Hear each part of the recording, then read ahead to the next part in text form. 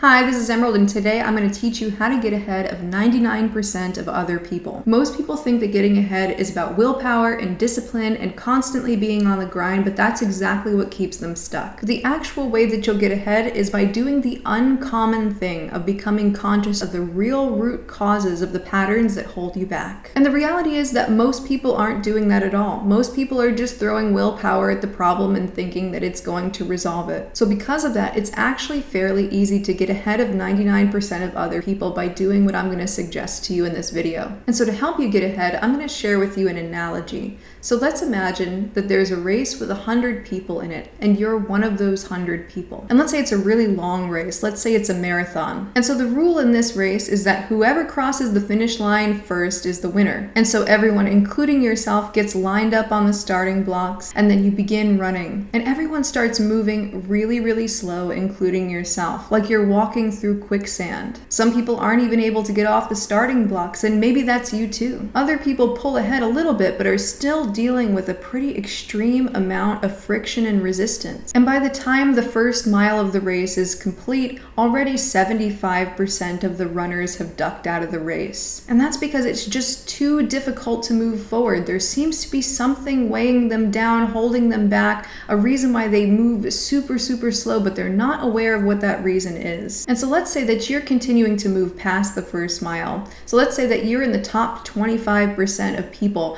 moving along this race, and you continue to try, but you still run into all of this friction and resistance. And so you start to wonder, why is everyone in this race moving so slowly? Why am I moving so slowly? And then you come and watch this video, and then I tell you the secret as to why it's so hard for people to move ahead in that race, including yourself. And the secret is that everyone is dragging invisible balls and chains behind them. And some people's ball and chain is very heavy to the point where they couldn't even get off the starting blocks. Other people could use brute force of will just to get themselves 1 mile through the race, but most people dropped it because the heaviness was just too much. But I tell you that you can easily win this race if you learn to become conscious of your own shackles and to learn how to undo those shackles. Then you can just walk straight to the finish line with no problem whatsoever. You don't even have to run to win the race. And so you learn what I'm about to teach you, and then you address the root cause as to why you have the ball and chain on your leg, and then you learn to unshackle yourself, you take off the ball and chain, and then you just walk through the finish line, and there you are, ahead of 99% of other people. And you didn't even need to try that hard because you're just using a winning strategy as opposed to using brute force of will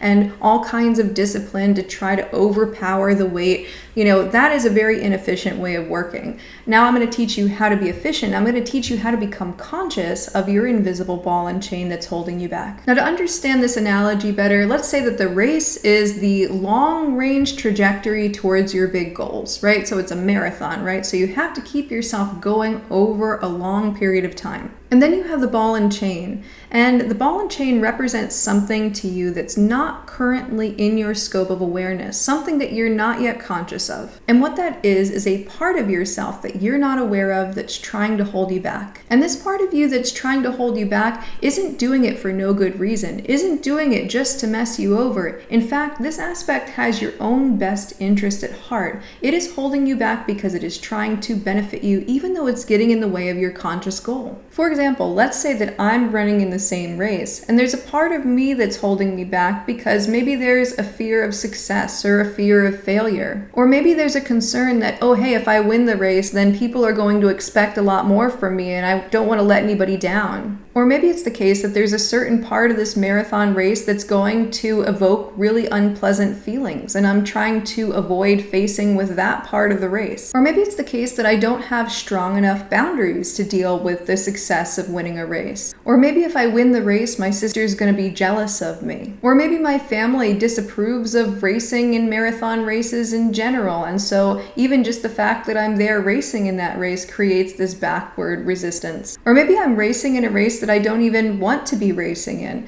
Maybe there's part of me that's like, oh, I just really don't want to win this race. I want to win that other race over there. Or maybe it's the case that I don't trust myself with power, and it's like, oh no, if I win, is the power going to go to my own head? And so regardless of what it is, as I'm racing, what's happening is that that part of me is acting like that ball and chain, is actively holding me back, is actively creating this resistance for me so that it prevents me from moving forward or moving forward very easily. And the part of myself that I just described that holds me back is called the shadow. That's the parts of myself that I am unconscious to that still exert control over my own actions. And if you're dealing with procrastination and friction and self-sabotage and you're not quite lining up with your highest potential, chances are your shadow is also holding you back as well. It is putting on the ball and chain that is keeping you from moving ahead in the race, or it's keeping you moving like molasses through the race. But if you learn to become conscious of this part of yourself that holds you back, you can actually work with it instead of working against it. So if you try to use willpower, what's happening is you're trying to ignore that part of yourself. And you're like, just stop holding me back. I'm going to try to force myself forward. Instead, what you want to do is you want to go, interesting. I'm holding myself back. Why am I holding myself back? How am I trying to protect or serve myself by preventing myself from winning this race? And if you want to get ahead of 99% of people, you want to do the same exact thing. You want to become conscious of the part or parts of you that are holding you back, and you want to figure out why they're holding you back by saying, how am I trying to protect or serve or benefit myself by holding myself back? And with whatever answer you get, you want to resolve that reason that that part of you is trying to serve you that way so that it renders that form of service or protection obsolete. If I'm holding myself back because I don't yet have the boundaries to deal with that level of success that comes along with winning the race, well, what I'm going to need to do is I'm going to need to learn how to develop those boundaries. I need to get more in touch with my internal compass. I need to get used to saying no. And then maybe I'll feel more comfortable winning the race. And in that case, I can take off that ball and chain. Or let's say that I'm afraid of participating in the race because I'm afraid of failure, and so I'm holding myself back, thus creating a self-fulfilling prophecy of actually failing. Well, what's going to happen there is I want to figure out, how am I trying to protect or serve myself by avoiding failure? And maybe I'm trying to avoid judgment. And so if that's the case, I need to figure out, why am I putting so much emphasis on other people's judgments of me? And maybe it's the case that I tend to project power onto them. And so what I have to do is I actually have to take my power back from other people and to stop projecting my own power onto others in order to allow myself to move forward and win the race. And while you're engaged in this process, you want to avoid falling in the traps that I've seen so many of my clients fall into in the past, which is to think about themselves as lazy or weak for not being able to move forward in the race, because that causes them to continue trying to throw more willpower at it or be more disciplined, which is totally an inefficient way of dealing with that issue.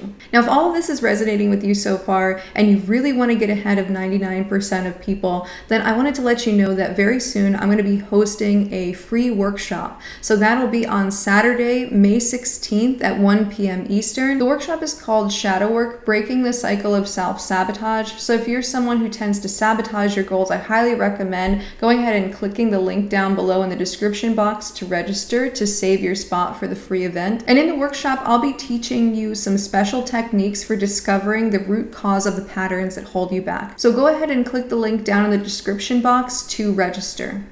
And so I'm going to share with you a personal example of a time where I was holding myself back in my own race. And so this is actually my second YouTube channel. My other YouTube channel is called The Diamond Net, and I've had that YouTube channel for about 10 years. And I got some pretty immediate success. And then I started to run into blocks about maybe 4 years into my channel. And what would happen is I would keep myself small. I would avoid posting, or I would post topics that maybe wouldn't get that much interest. And this wasn't just bad strategy. This was a part of me really trying to sabotage me and hold me back. And what I eventually realized is that that part of me was trying to hold me back for a very important reason. You see, I've historically had a very unhealthy coping strategy of internalizing responsibility for everything in my scope of awareness. And so when I experienced the bit of fame that I got through my YouTube channel, The Diamond Net, what ended up happening is that I just felt really excited on the surface, but underneath the surface, there was this sense of increased responsibility towards all the people that watch me. And on one hand, there's a positive thing about that because it's like I'm going to be more responsible because I'm questioning. But at the same time, it led into this sense of being responsible for so much beyond the scope of what I can control. And so I felt incredibly overwhelmed, and I was doing things specifically to sabotage myself and hold myself back. And in the process, I wasn't able to share the things that I have to share with a wider audience. And so what I've had to work on over the years is to not just internalize responsibility for things, but to also externalize responsibility for things. To be able to treat it a bit like the breath, not just all breathing in, not just all breathing out. And so instead of putting myself at the center of all responsibility and all power, now I can be more of the side character. I can be the person who takes some of the responsibility, but not all of the responsibility. And that's opened up brand new pathways to have what it is that I have to share heard by people. And it took me a very long time, but that one shift has enabled me to become a lot more comfortable being visible. And on top of that, I'll also share with you a common pattern that I've seen in many of my clients over the past 7.5 years working as a coach. And that pattern is to avoid putting in all of their effort in order to avoid their failure meaning something about them. So the rationale tends to be, if I try and give my 100% and I fail, it means something about me. It means something about my weakness or my flaws, or that there's something wrong with me.